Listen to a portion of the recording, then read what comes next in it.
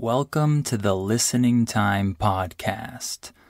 I'm Connor from polyglossa.com, and you're listening to episode 4 of the Listening Time Podcast. Welcome. If this is your first time listening, I'm happy to have you here with us. This podcast is for English learners who want to improve their listening skills, who want to practice their comprehension and become better listeners.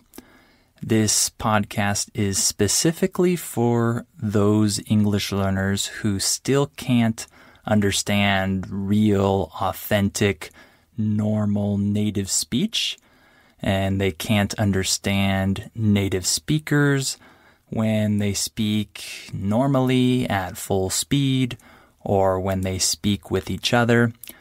This podcast is for people who are at that level.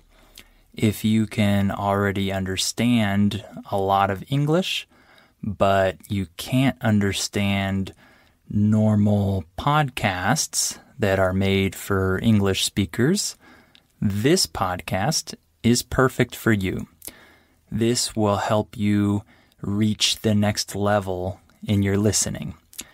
I speak a little bit more slowly than other native speakers in this podcast, and I speak a little bit more clearly.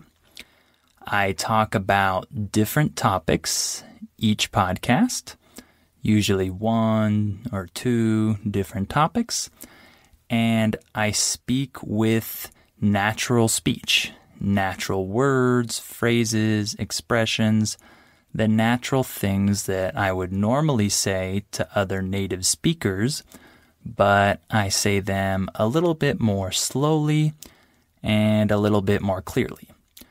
So I don't read any script when I do these podcasts, when I record these episodes.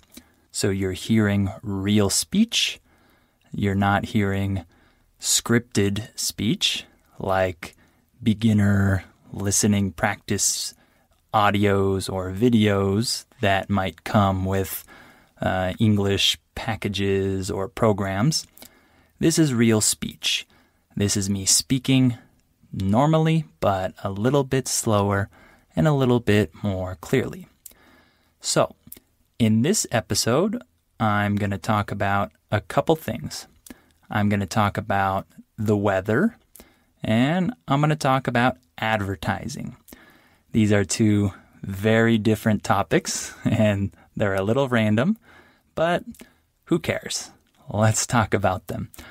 Also, remember that the transcript is available with every episode, so if you need to read the transcript to help you understand what I'm saying, then you can find that attached to each episode.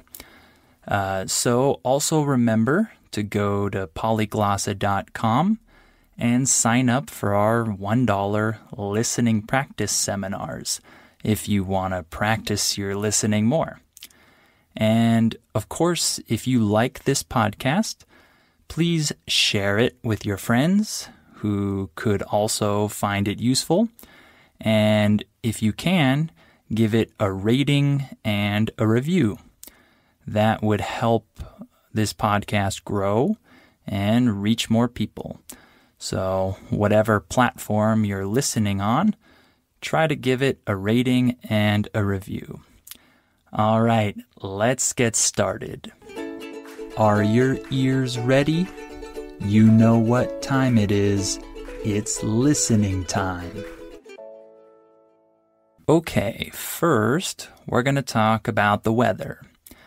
This is a very important topic because this is something we talk about almost every day, really. When I talk to people like my students or family members or friends, oftentimes we start the conversation by talking about the weather that day. It's a very common point of discussion. So first, I'll tell you a little bit about the weather in my hometown, which is San Diego, California. And then we'll talk about weather in other parts of the world.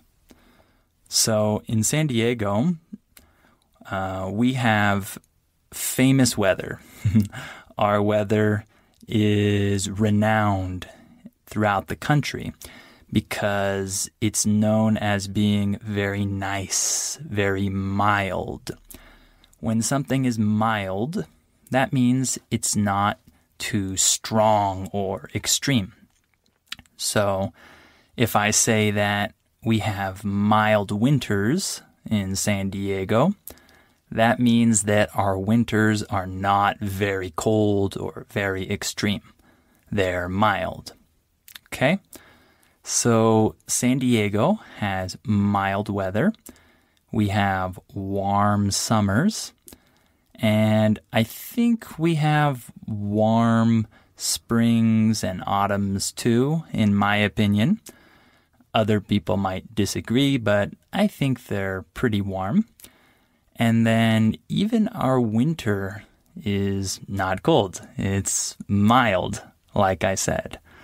I wouldn't say that it's very warm, but on many days in the wintertime, you can go outside with shorts and a t-shirt.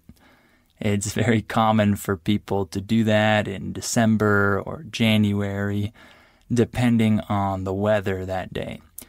It's not always like that in the winter, but many days are like that.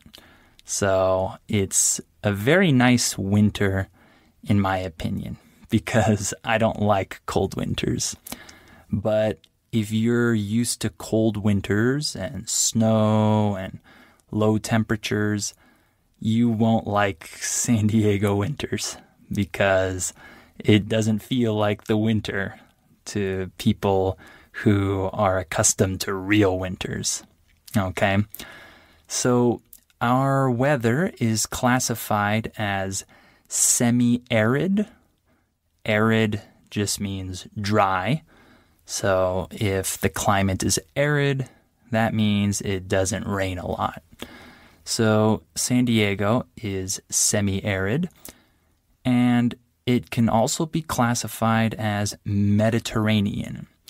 So it has similar weather to places like maybe the south of Spain or Portugal or France, Italy, Greece. It probably has similar weather to those places. So it's very nice. It's a famous destination, a popular destination for vacationers because of the weather. So, in terms of weather in other parts of the world, usually it's more extreme than in San Diego. For example, I have many students in Russia.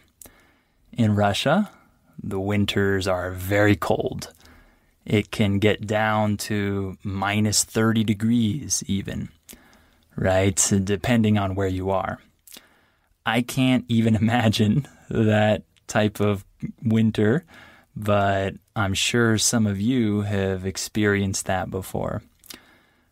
In other parts of the world, like in Africa or some parts of Central America, South America, Asia, many places, Europe, in many places it gets really hot. It's the other extreme. I know that in some places it can get up to 50 degrees even. That's pretty crazy. For most of us, that seems really, really hot. Just a side note, since I'm American, I should tell you that in the U.S., we don't use Celsius, we use Fahrenheit. So normally, if you talk to Americans and you ask them about the weather in their city, they'll respond with something like this. It's 75 degrees today. If you don't know anything about Fahrenheit, that would probably seem crazy. 75 degrees? Well, that's not that hot. It's just a different system of measuring the temperature. In the rest of the world, we use Celsius, but in the US, we use Fahrenheit, so it's a little difficult to talk about the weather with Americans if you're not from America. So, in terms of extreme weather, I already mentioned Russian winters or summers in hot countries like in the Sahara, for example.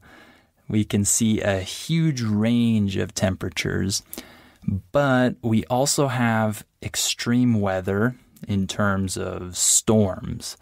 So in certain places, we have phenomena like hurricanes or tornadoes or floods or things like that.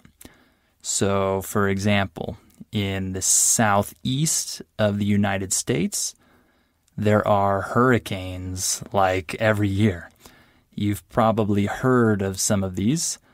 The most famous one in the last couple decades was Hurricane Katrina, which was very devastating to the state of Louisiana.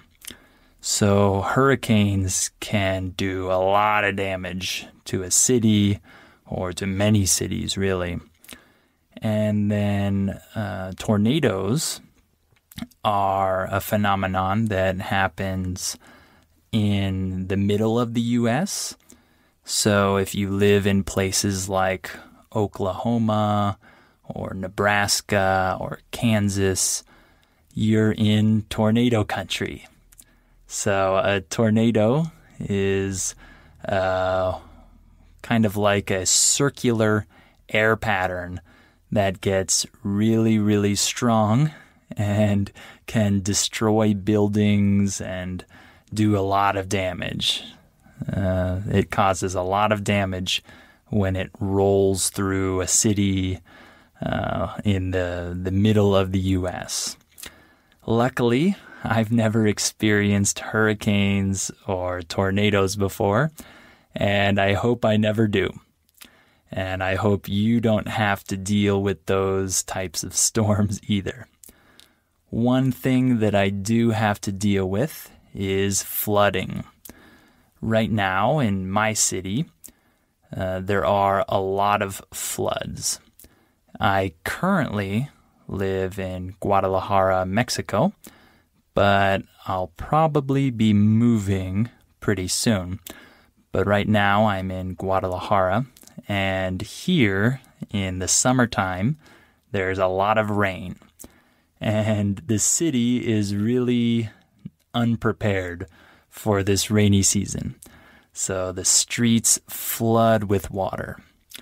When the streets flood, that means that the water builds up and rises and it doesn't go away. So the streets become like rivers. I'm sure some of you have experienced this as well in your cities, but I think it's awful.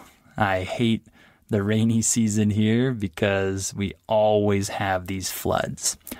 So if you don't have floods in your city, you should feel lucky. They're not fun to deal with. The hottest weather I've ever experienced is, I think, about 47, 48 degrees maybe. And I think that was in Las Vegas. And the coldest weather I've ever been in is, I think, -2 or -3 degrees maybe. I really haven't been in cold weather before. I'm sure some of you are laughing right now because for many of you, -2 or -3 degrees is not cold or not very cold. But for me, it's freezing. So let's move on now and talk a little bit about our other topic, which is advertising. This is a very important and relevant topic because all of us, or almost all of us, see ads or advertisements every day. If you use social media, you undoubtedly see many ads, right? So we have different types of ads. For example, I just mentioned social media ads. So ads on Instagram and Facebook and other social media platforms. And those ads can be photos or videos or maybe just text, but they come in different forms. We also have print ads. A print ad just means that it's printed out on a piece of paper. So like in the newspaper, you'll see ads, but nowadays many people have switched from physical newspapers to online news. So these types of physical ads are becoming less popular, I think. And then we have TV ads, which we call commercials. And these commercials run in between programs and during breaks in the middle of TV shows. We have those commercials. And another one I just thought of is billboards. A billboard is that giant rectangle that you see when you're driving on the freeway or maybe just a normal street. You'll see these big rectangular signs that advertise companies, products, TV shows, etc. These are called billboards. I still see many billboards here in my city, and I'm sure you still see some billboards in your city too. These have been around for a long time. So, advertising has changed a lot since the past. In the past, print ads were very, very important. They were probably the first ads that we had before television and radio and social media. You could only print your advertisements or maybe just say them to someone. Tell someone about your product. But as the time went on, we saw we saw ads being revolutionized and changed. And so we began to hear radio ads and, of course, TV commercials. And for me, when I think of the past, when I think of my childhood, I can remember many commercials. Many commercials stuck with me over the years. When I say they stuck with me, this means that they stayed in my memory. They stayed in my brain. So if I say, what my dad said stuck with me for many years, I'm saying that what my dad said stayed in my brain for many years. So many commercials stuck with me, and I still remember them now. For example, I remember certain commercials about not doing drugs.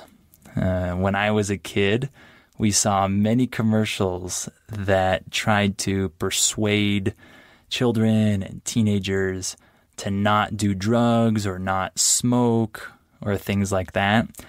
And I can vividly remember these ads, these commercials. And so I think the advertisers at that time did a really good job because I can remember the exact words from those ads. Another one I remember was Carl's Jr. commercial. Carl's Jr. is a hamburger chain, right? A chain is a restaurant or store that has many locations throughout the country or the world, like Starbucks, Subway, etc. So I remember this Carl's Jr. commercial where the man was eating this huge burger, and they did such a good job with the sound effects. It sounded so tasty the way he was eating it. And I remember when he sipped the soda, it sounded so refreshing. When you sip something, that means that you drink it through a straw. You know, those long cylinders that you use to drink soda or other drinks. So sip is when you go, you sip it. So I remember him sipping the soda, and it sounded so good. And that commercial has stuck with me even until now. So they did a really good job with that commercial, that advertisement. Nowadays, commercials are not the main form of advertisement when it comes to reaching young people. I know old people or older people still watch a lot of TV, so they see a lot of commercials. But younger people don't watch a lot of TV. They prefer to stream things on their devices, and they spend a lot of time on social media. So nowadays, advertisements or advertisers usually focus on social media ad campaigns, and they have to be really effective with how they construct their ad, because we see so many ads every day, and so we kind of just skip over these ads. We don't look at them.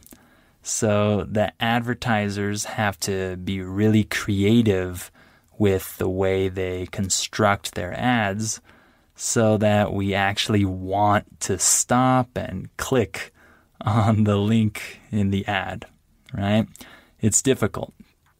I know this because I'm currently trying to run some ads on Facebook for my website, and it's not easy to make a really effective ad.